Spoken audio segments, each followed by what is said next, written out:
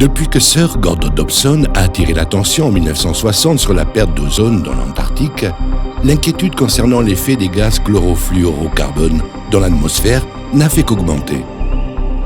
En 1987, plusieurs pays se sont engagés dans le protocole de Montréal visant à réduire la production de CFC et HFC. Dans cette même ligne, l'Union européenne a interdit progressivement l'utilisation de ces gaz dans les matériels de réfrigération et de climatisation. Depuis le 1er janvier 2010, l'interdiction est totale pour les CFC vierges. Il faut donc remplacer le R22, toujours présent dans de nombreuses installations, par un produit qui respecte l'environnement. Comme le Forane 427A, un fluide frigorigène non toxique, ininflammable, qui n'affecte pas la couche d'ozone.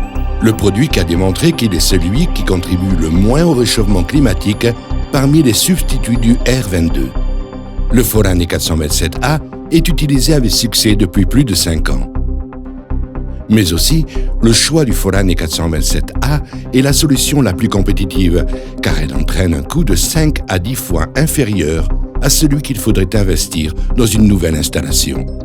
Forane 427A est aussi la solution la plus simple pour adapter les équipements de réfrigération aux normes européennes pour son coût, pour sa facilité d'utilisation et sa polyvalence, car elle est efficace dans toutes les applications. Un cas pratique va nous aider à mieux comprendre tous ces avantages. L'entreprise espagnole Bacalaos Pleamar a été en 1989 la première entreprise du secteur à être homologuée en conformité avec la nouvelle et exigeante réglementation européenne. Depuis lors, Bacalaos Pleamar a toujours pris l'engagement de s'adapter aux nouvelles réglementations et à la défense de l'environnement. Elle dispose de plusieurs installations de surgélation et conservation, y compris une chambre de conservation à température moyenne et un split d'air conditionné fonctionnant avec du R22.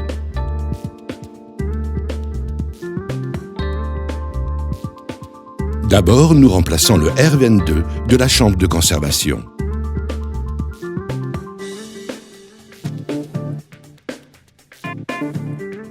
Avant de commencer, il faut vérifier que l'installation fonctionne correctement. Pour ce faire, nous notons les paramètres de fonctionnement du système avec R22.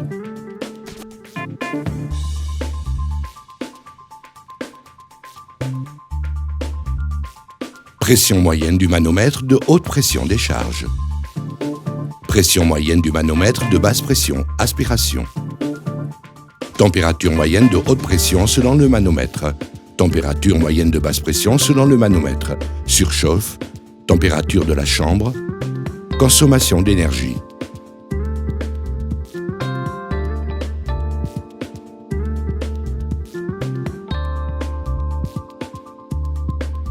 Une fois ces données enregistrées, nous retirons tout le R22 de l'installation. Il faudra utiliser un récipient de résidus d'huile correctement étiqueté et une machine de récupération de fluide frigorigène. Il faudra environ 180 minutes pour compléter cette étape.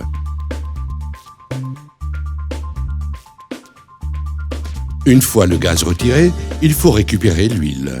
Pour ce faire, nous démontons le voyant du niveau d'huile et nous introduisons un tube de cuivre plié connecté à une pompe à huile.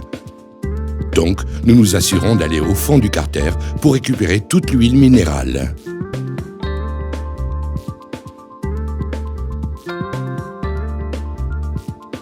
Nous analysons l'huile pour vérifier l'absence d'acidité. Ça nous permettra d'évaluer l'état de conservation de l'installation. Nous conservons l'huile pour être remise à un gestionnaire de déchets dûment autorisé à cet effet.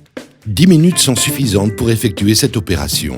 Une fois fini, nous fermons le voyant du niveau d'huile et nous ajoutons avec la pompe à huile 2,3 litres d'huile polyolester, qui est la quantité recommandée par le fabricant du compresseur.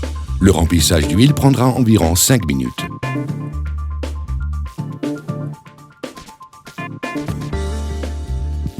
Après le changement d'huile, nous remplaçons le filtre déshydrateur.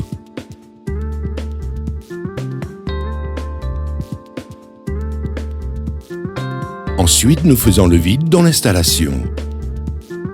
Nous attendons environ 15 minutes pour vérifier que le vide ait été bien conservé dans l'installation. Cela nous confirme qu'il n'y a pas de fuite.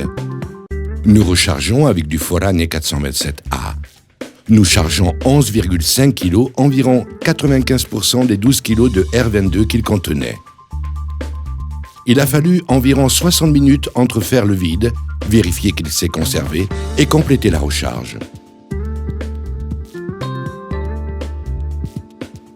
C'est le moment de mettre en marche l'installation. Il faut noter les mesures et les pressions de fonctionnement et les comparer avec les entrées précédentes. Il ne faut pas oublier que le rapport pression-température n'est pas le même que celui avec le R22.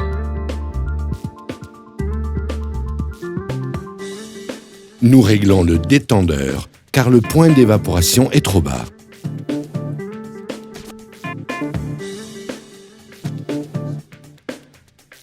La mise en marche et réglage de l'installation nous prendra environ 40 minutes.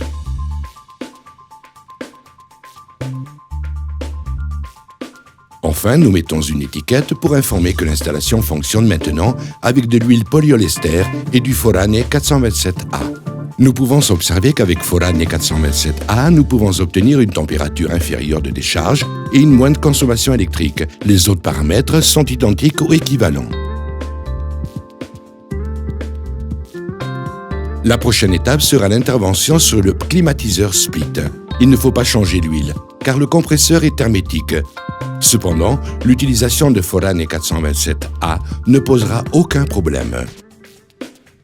Comme dans la chambre de conservation, nous vérifierons d'abord l'absence de fuite et le fonctionnement correct de l'installation. Encore une fois, nous notons les paramètres de fonctionnement avec R22. Pression moyenne du manomètre de basse pression aspiration. Température moyenne de basse pression selon le manomètre. Température de la chambre. Température ambiante à l'extérieur. Température de sortie de l'air dans l'évaporateur.